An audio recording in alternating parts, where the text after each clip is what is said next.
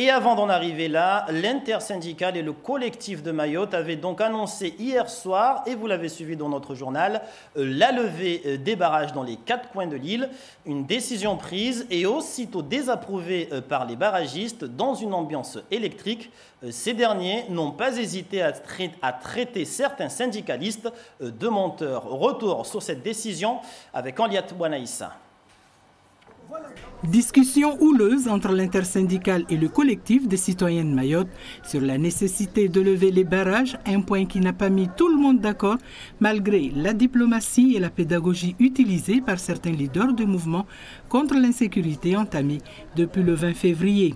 Tous gardent en mémoire les événements de 2011, 44 jours de grève pour rien, la vie est toujours chère et avec elle l'insécurité, les barragistes se sentent trahis. Ce que Fatiou a dit sur la première, c'est des mensonges.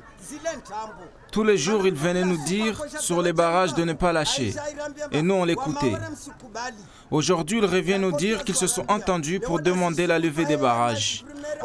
La décision a été certes difficile à prendre, mais nécessaire selon les leaders, qui précisent que c'est pour permettre la mise en œuvre des mesures d'urgence et favoriser ainsi les travaux sur leurs revendications. En attendant que l'État montre un signal fort sur la lutte contre l'immigration clandestine et aussi pour permettre le travail nécessaire avec les émissaires pour l'élaboration du plan de développement pour Mayotte, nous avons acté avec les camarades que les barrages soient levés, qu'il n'y ait plus de barrages pour permettre la circulation des personnes dans le cadre du travail qui doit être effectué, pour permettre également la mise en œuvre des mesures qui ont été actées avec le gouvernement sur le terrain. Maintenant, la grève devra revêtir une autre forme qui sera convenue avec les camarades. Toujours est-il que la forme que prendra le mouvement de contestation sur l'insécurité reste floue. En attendant d'y voir plus clair, des barragistes jusqu'aux boutistes n'ont pas encore sifflé la fin de la partie.